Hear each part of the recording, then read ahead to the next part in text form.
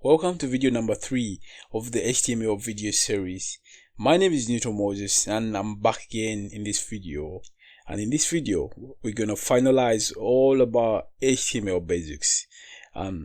Last time we talked about imports and we saw the text imports and the password imports. We have a lot of imports like the email imports, like the password imports, and the type text is the most common input as we're gonna see along the way, but we have a lot more inputs that you can use in the future. Another input that we have can be of input of type email, as I talked about. We shall name it email. If I try to save this, you can save it with Ctrl S, which is a Command S on your Mac, and if I refresh my browser, I'll have another input, but of course guys, I forgot to add the placeholder that we used to use.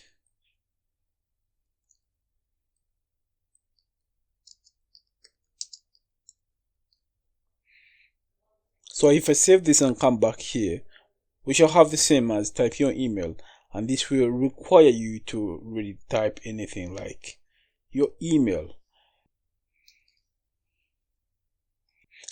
Another input that we can have is the input type checkbox. This checkbox is really important and is so common. Mostly if they're asking you to give your option or your opinion. So as you see, it is a small checkbox here. You can click. This is a so common input type that is always on the forms. When someone really needs to like select your gender, I'll do something like this. P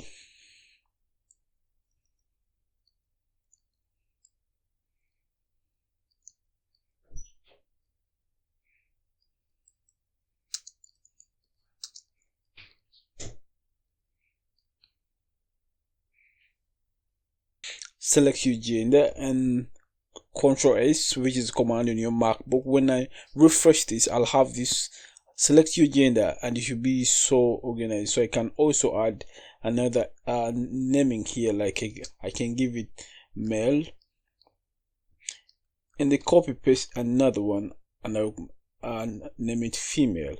So if I refresh my browser, you'll see that I have the option to select either male or female. So this is so important guys. If you need to really organize your form, if you have a form and you need people to submit their information and you give them options to select, this input type checkbox is so important. Another input can be I will add a paragraph also, and I'll ask the user to select their color. I use input type.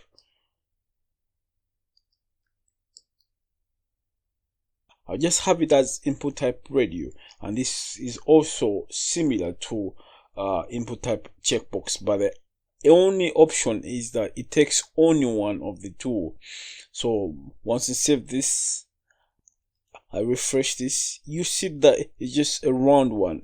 It's just the styling which looks a bit different, but everything is almost the same. So guys, I'll copy all of this and paste it, and I just change the input to radio because this is super important guys. So if I refresh my browser and I can select this, I can also select the female. So this is all about your choice, what you would prefer to use, but I really prefer to use one of the two. It's nothing better. Of course, you always see and look and see what will be the best for you. Another input can be input type. I'll copy this again guys. I'll copy this and I'll say upload your file. This is the file upload input. This import is one of the most important imports that you will always be using.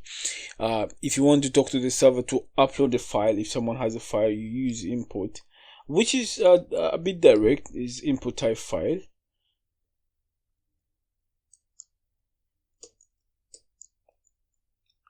Which is input type file. So once I save this,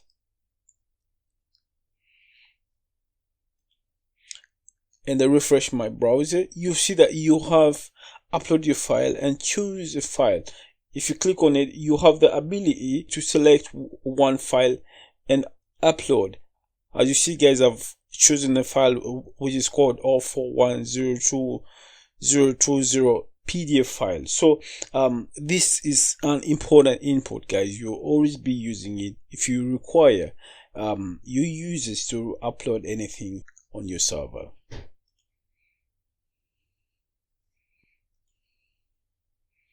The other input, guys, is a date input.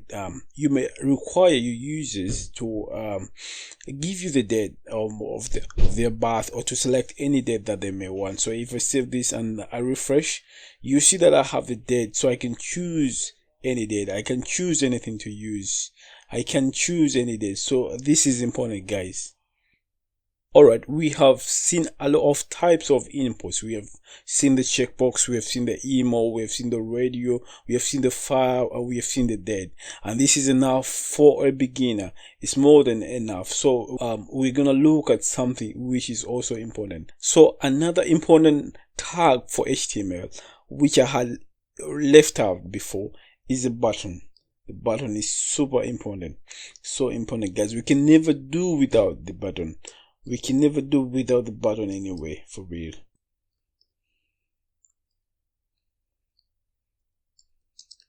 So I have my tag called button, and I have my text called save me.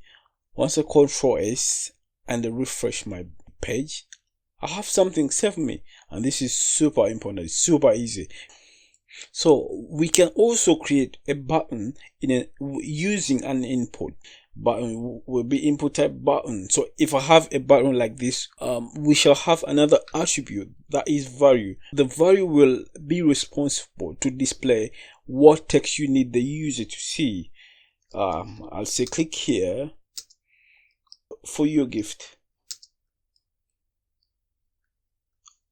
Once I save this and I refresh my browser, I have click here for your gift. So you can create buttons using the input type button, or you can just create a tag called button, as simple as that. Now that we have all our content on the website, you may want to really organize your web page. Like for example, if you look at your imports, they're really in line. So if you want them to be beneath each other, we have a cheat sheet, which is a small tag that is really ignored many times. It's called a BR. Once you save this and refresh my browser, you see that the other tag, the other imports are pushed down below the other. So I'll do this for all other inputs so we can see the difference.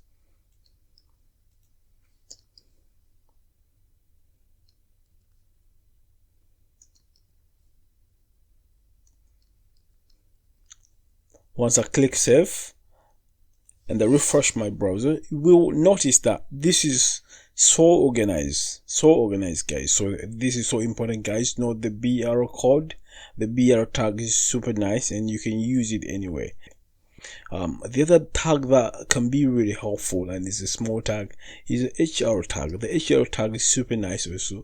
Super nice, you're gonna love it. It will separate it will separate the content above from the content below. So once it's saved and I refresh my browser, you notice an horizontal line which will separate the content above from the content below. So this tag is super nice, also super cool. I find it so useful. Let's look at another tag which is called anchor tag. The anchor tag will be responsible to redirect you, or to redirect your users to another website or to another page on your website. It uses the tag code A. So let's say I need to let the user tell them go to Google. But this is not good enough. I have to add an attribute that is called href, and this href is super important. It's responsible to ask for the website where the user will be redirected to, and I'll just add google.com. So once I save this and refresh my browser, scroll up, I'll have go to google.com. Once I click on it, I'll be redirected to Google. So this is so nice, super cool, and super quick. But this is not cool enough. Some cases I might say I really don't want my users to be taken off my page. Let Google page get out of my page, go to another tab. To do that, we can add another attribute called target and name it underscore blank. Once I control save, control S, I refresh my browser. Once I click on this, you notice Google page is open in another tab while my website is still there. And this is so nice in some cases when you don't need the users to leave to close your website, but to open another tab on the same window browser. So our last tag that we'll be covering in our video series is the table tag. This table tag is responsible to display all the tabular data that you may require to display and show to the user for any purpose.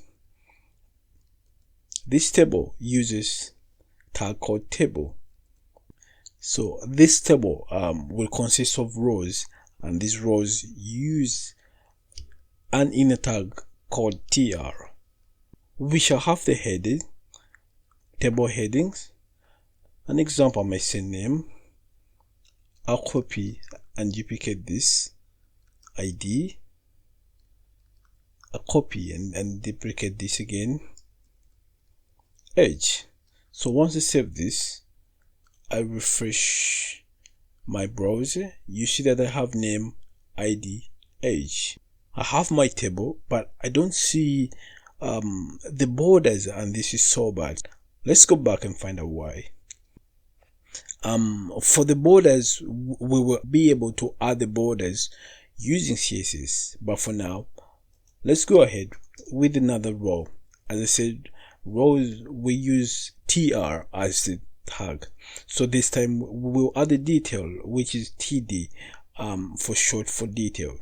We use th for the table headers, and we use td for table details. Mark this correct, guys. th is for the headers and td is for the details, the information that you're gonna feed in to the table.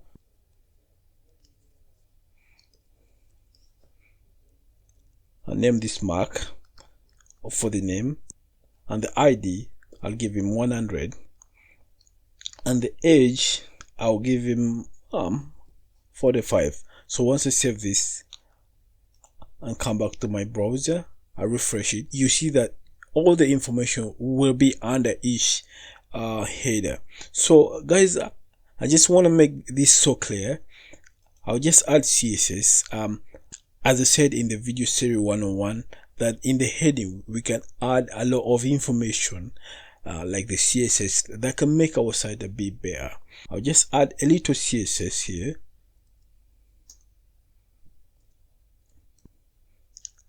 I'll select my table, I'll select my tr, I'll select my th, and I'll select my td. So I'll say border 1 pixel solid gray. So once I save this, guys, this is CSS, it's new to you, but you'll see that I have a table already. I have a table with the borders. So guys, in this video we have finalized all about HTML. This is the basics about HTML. So guys, if you manage to reach this stage, now you know HTML, you know the basics of HTML, and we're gonna learn more step by step. In the next video series, we're gonna touch CSS, and you see how better we we can make our site look like. And you guys, you'll be shocked to see how nice the website will look like. You also looked at the table, how I made it look a bit better, like adding only one line for the border to have the borders on the table. Thank you guys. See you in my next video series for the CSS. I need you to be better. Newton Moses. See you.